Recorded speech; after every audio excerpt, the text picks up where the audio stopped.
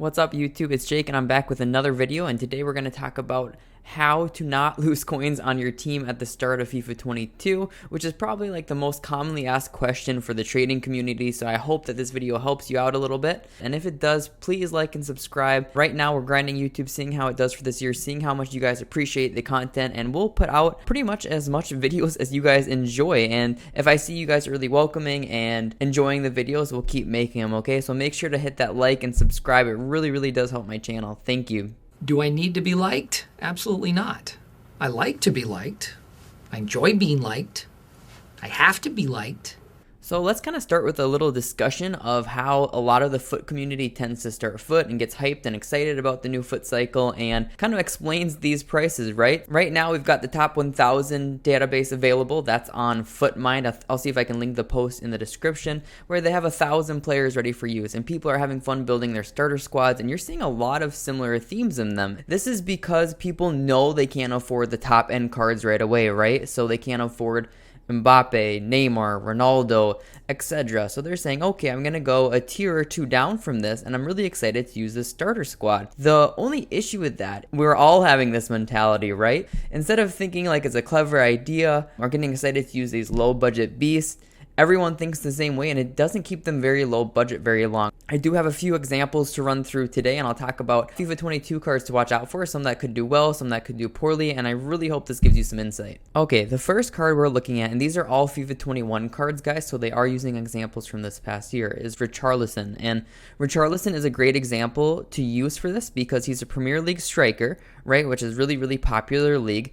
And he has a good nation, which is Brazil, 4-star skills, 5-star weak foot. So he was considered really meta, right, for his budget and for his card. And what happened here is Richarlison essentially went all the way up to 50k around the time of Ultimate Edition release. And even then, he couldn't sustain his price because Richarlison's only 81 rated. So no matter how meta he is, there comes a line where cards have a hard time sustaining their value if they're like under 83 rated, just because they're getting packed so much. So you're seeing that, right? Every time there's a big supply, he's kind of dropping a little bit. And the first weekend league in foot was October 16th. So I'm going to look at like 14th and 15th for kind of relative numbers here. I don't trust Footbin exactly with these prices, especially because it's so outdated and not live. So we'll go back a day or two from weekend league. But essentially it started on the 16th of October. Richarlison was holding a value of around, say, 20k, maybe 25k even the days before that. And after that weekend league, he came down in price aggressively. And by the next one, he was all the way down to 7k. So he halved in value. And keep in mind, that's not a huge year, right? Maybe you're losing 8 to 10k on a card like this, but if you have a whole team of this, within like a week period, you're losing hundreds of thousands of coins, right? So he was a good example of a card that crashed, and that's just because people are going to upgrade from him, right? Richarlison is never going to be an endgame card for people. You're not that guy, pal. Trust me. You're not that guy. So once people do get coins after that first weekend league and whatever it may be, they simply go upgrade, whether that be to Timo Werner, Aubameyang, an SBC, etc., and they dump their Richarlison, and that happens in mass. So he's a good example of a card that was sold off quite heavily. Another example I have here is a super duper meta card, which is Mbabu, and he had some good links in FIFA 21 as well. For defenders, it's mostly about pace, defense, physicality, but he was one of the better right backs in the Bundesliga, right? So it should help him sustain his value. The issue with Mbabu is that he's only 79 rated, so just as Richarlison would drop from an 81 rating, 79s are packed even more than that. So you can see he kind of peaked in foot before the early access edition at like 16k.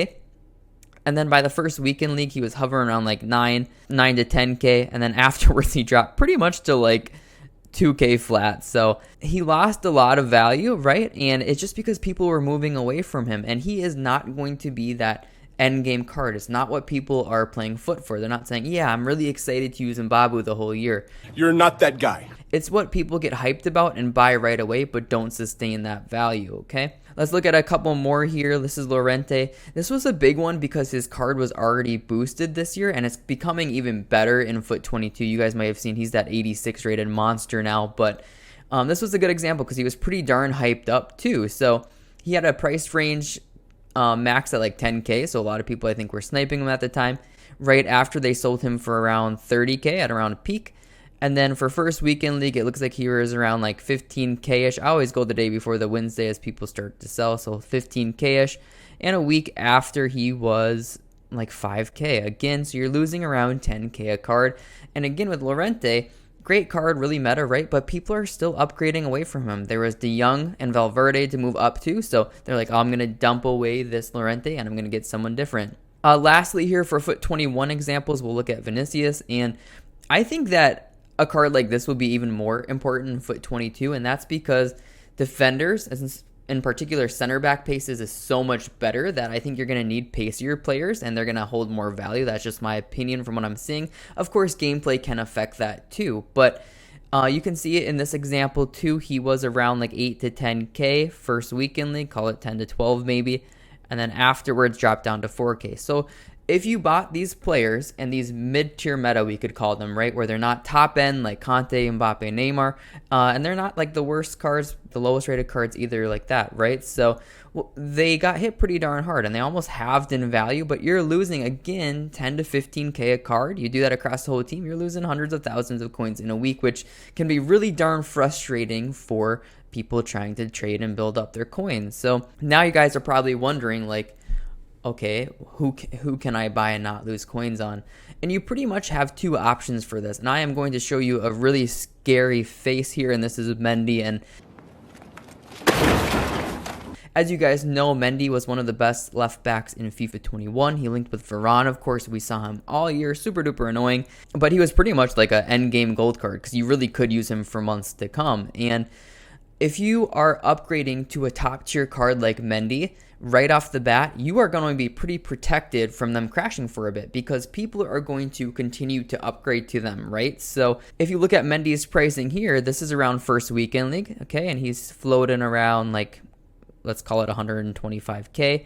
And next weekend league, he's really darn similar in price, and that is because he's still being used. People aren't selling him off. So essentially upgrading to cards that are better and some of the best in their positions is relatively safe. Outside of that, what you can do is you can look at buying cards that are just super cheap. So think about like your starter team being like 25K or under, honestly, because what gets people in trouble is when they make like a 2 to 400K team, because those cards are the ones that get absolutely demolished in price. And you would probably even be better off doing a mix of that high tier and really cheap cards than buying these mid-tier metas like Richarlison, Mbabu, Llorente, etc. One card I wanted to make a note of, and this is just specific to what I've been seeing so far across the internet, and I thought you guys would kind of laugh about it, is you guys might be excited about Mr. 38-year-old Pepe having 80 pace and a ratings increase. And I kind of talked about on another video how I think it's deserved, and that's fine, and center backs are increasing in pace. But I have seen Pepe in, like, I'm not even kidding, like 50% of starter squads. So this is a card, in my opinion, like right off the bat, to stay away from. Okay, he's under 83 in rating. He's in a kind of an off league like Liga NOS. I can't see him sustain his value to the second weekend league or anything like that. So this was just one example I found really funny. There's tons of them, and this is where I'm going to let you guys kind of apply this knowledge to yourself and think about how many better their options there are. And if you can upgrade to that top version quickly or play with a cheap team, you'll save a lot of coins. So I hope this helps you out today. If it did, make sure to like and subscribe. I have to be liked. We'll have more trading videos coming for FIFA 22, and I really hope we can help out as many of you as possible.